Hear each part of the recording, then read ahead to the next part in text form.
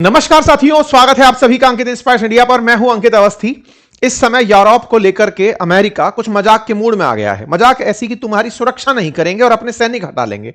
असल में अमेरिका और यूरोप का सर फुटअव्वल चल रहा है और ट्रंप इतने ज्यादा नाराज हैं जर्मनी की एक बात पर कि वो अपनी सुरक्षा वहां से हटाने की बात कर रहे हैं कि लो बेटा, अब रशिया तुम्हें मारने आएगा तो खुद की सुरक्षा खुद करना है। चर्चा है फिलहाल ट्रंप के एक बयान की। ट्रंप ने हाल ही में जर्मनी के चांसलर पर अपना बयान देते हुए कहा कि बेटा सुनो, तुम अपने टूटे हुए देश पर, बिगड़ती अर्थव्यवस्था पर ध्यान दो। क्या चाहते हो कि ईरान न्यूक्लियर बम बनाए?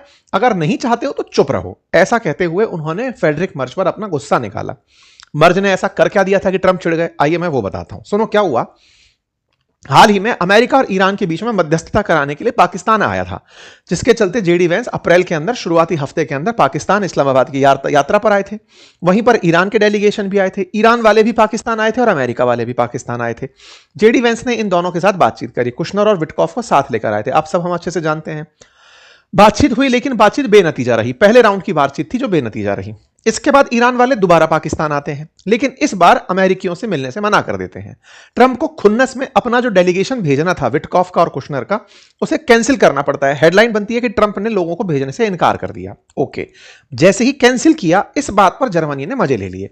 असल में US is being humiliated by Iran leadership, ऐसा मर्ज ने कह दिया। मर्ज ने कहा कि ईरान ने बेइज्जती कर दी साहब अमेरिका वालों की।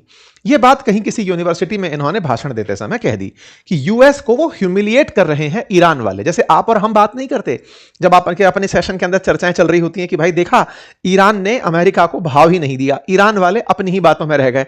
तो ये तो अपनी आपसी बातचीत है, लेकिन डिप्लोमेटिक स्तर पर एक देश का वाइस यहां पर चांसलर का सिस्टम चलता है और वो इस तरह की बात बोल दे रहे हैं, तो ये बात बड़ी चीज बनकर आती है कि भाई देश का राष्ट्राध्यक्ष ऐसी बात कैसे बोल सकता है।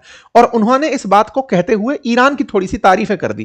तारीफें से इस तरह से कि ईरान के लोग अच्छा नेगोशिएट करना जानते हैं, कि वो अमेरिका के साथ टेबल पर भी नहीं बैठ रहे, लेकिन थका के अमेरिका को चल रहे हैं। अपनी बातें कैसे रखनी है उन्हें रखना आता है। हालांकि ये एक तरीके से ईरान का पक्ष नहीं ले रहे थे, लेकिन ये अमेरिका का पक्ष भी नहीं ले रहे थे। इनकी अपनी खुन्नस है अमेरिका से, जो अमेरिका ने यूरोप के देशों के साथ किया हुआ है। अब जर्मनी इस ऐसे क्यों मजे ले रहा था अमेरिका के, उसके अपने कारण हैं। जो कारण है उनमें से मर्ज के बयान से आप उसे समझ सकते हो, लेकिन रशिया यूक्रेन युद्ध भूल मत जाना, क्योंकि इस पूरे युद्ध में आप शायद रशिया यूक्रेन इजराइल गाजा भूल चुके हो। रशिया यूक्रेन युद्ध में यूक्रेन का साथ देने के नाम पर यूरोपियन देश जब जब अमेरिका के पास गए हैं, अमेरिका ने इनका शोषण ही किया है। यूरोप के देशों से ग्रीनलैंड छीन लेने की धमकी देना, यह कहना कि तुम पर टैरिफ लगा दूंगा, तुम्हारे साथ यह सब कर दूंगा, ये यूरोप के लोग खार खाए बैठे हैं। ऐसे में मर्ज जब ईरान के सामने अमेरिका की बेइज्जती होते देखे तो थोड़ा सुकून पाए। अच्छा, दर्द के कई और कारण भी थे, और उन कारणों में सबसे बड़ा कारण था जर्मनी की हालत इकोनॉमिक स्तर पर इन दिनों खराब होना। अब खराब कैसे होना? असल में इन दिनों हो क्या रहा है, जब से कोरोना आया, लोगों के ट्रांसपोर्टेशन बंद हुए। जर्मनी दुनिया की टॉप 4 इकोनॉमीज में एनी टाइम बना रहता है। ऐसे में जर्मनी के इंपोर्ट्स जो हैं वो गैस के बहुत ज्यादा होते हैं। गैस के इंपोर्ट्स और पेट्रोलियम क्रूड के इंपोर्ट बहुत ज्यादा होते हैं, और उसके लिए उसे जब तक रशिया यूक्रेन युद्ध शुरू नहीं हुआ था तब तक रूस पर निर्भर रहना पड़ता था। जर्मनी ने अपना फ्यूचर सेट कर लिया था रूस के साथ एक गैस पाइपलाइन डाल के, जिसे नॉर्ड स्ट्रीम गैस पाइपलाइन कहते हैं, कि इस पाइपलाइन के थ्रू हम तक हमेशा गैस और तेल आता रहेगा। लेकिन जैसे ही रशिया यूक्रेन युद्ध शुरू हुआ तो यूक्रेन का साथ देने के नाम पर अमेरिका ने इन लोगों को भड़का दिया कि अगर तुम वाकई में साथ देना चाहते हो तो गैस खरीदते क्यों हो? क्योंकि तुम पैसे देते हो, रूस मजबूत होता है और वो फिर यूक्रेन को मारता है। अगर यूक्रेन को मारेगा, कल को पोलैंड को मारेगा, पोलैंड को मार के फिर तुम्हारे अंदर ही घुसाएगा, क्योंकि नेक्स्ट तुम्हारा ही नंबर है। इन लोगों से तेल खरीदवाना, गैस खरीदवाना बंद कर दिया। फिर ये लोग गैस तेल खरीदने के नाम पर स्ट्रेट ऑफ हॉर्मुज के थ्रू इन गल्फ देशों पर निर्भर होने लगे, अमेरिका पर निर्भर होने लगे। अमेरिका ने रही सही कसर स्ट्रेट ऑफ हॉर्मुज की बीते 2 महीनों से खराब कर दी। ऐसे में रूस से भी तेल गया, स्ट्रेट ऑफ हॉर्मुज से भी गया, रह दे के कहां बच गया? तो अमेरिका।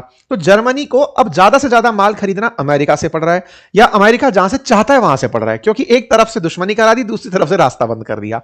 इन लोगों की फ्रस्ट्रेशन भयंकर बड़ी हुई है। हालत यह है कि Germany will borrow like never before over the next 4 year.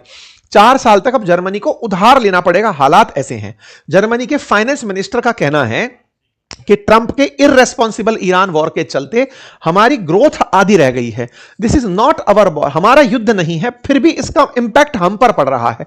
European union कम से कम 500 मिलियन यूरो का पर डे नुकसान भुगत रही है, लगभग 6000 करोड़ रुपए का पर डे नुकसान भुगत रही है।